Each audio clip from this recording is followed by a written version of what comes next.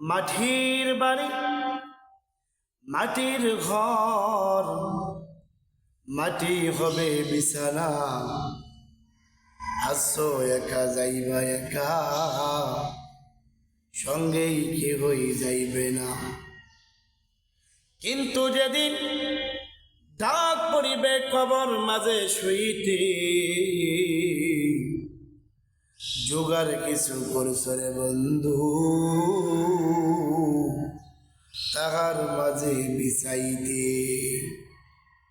লক্ষ কোটি মুর্দা বয়ে করছো বালাখানা, হীরামণি মুক্তা দিয়ে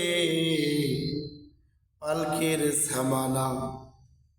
এমন জায়গায় যাইতে হবে, সেই জায়গার নাই ঠিকানা। এমন ঘরে রইতে হবে, সেই ঘরে নাই বিছানা। এমন জায়গায় যাইতে হবে, যে জায়গায় নাই কোনো সাথী। এমন ঘরে রইতে হবে, সেই ঘরে নাই কোনো বাতি। কোথায় হাঁটছ, কোথায় চলছ, কোথায় যাইবা চলিয়া, এ দুনিয়ার মায়ায় পড়ে সবে গেছো ভুলিয়া। দাদা গেছে, বাবা গেছে, কেউ তো ফিরে আইল না। দাদা গেছে, বাবা গেছে, কেউ তো ফিরে আইল না। এমন ভাবে যাইতেই হবে, বুঝেও কেন বোঝো না। সাথের ছেলে চলিয়া যাবে, আর তো আব্বা বলে ডাকবে না।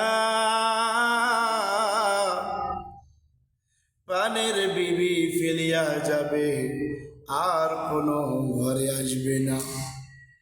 কাফনের কাপড় পরতেই হবে, এমন তুমি জানো না। এই কাপড় থাকবে না। ধনী থাকো, গরিব থাকো, আজরাইল কিন্তু তোমাকে ছাড়বে না।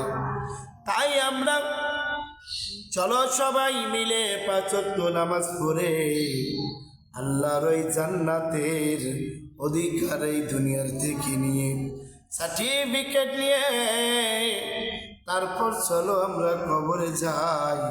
ওই কবরে নেক আমল না নিয়ে গেলে, ওই কবর কিন্তু তোমাকে আমাকে ছাড়বে না।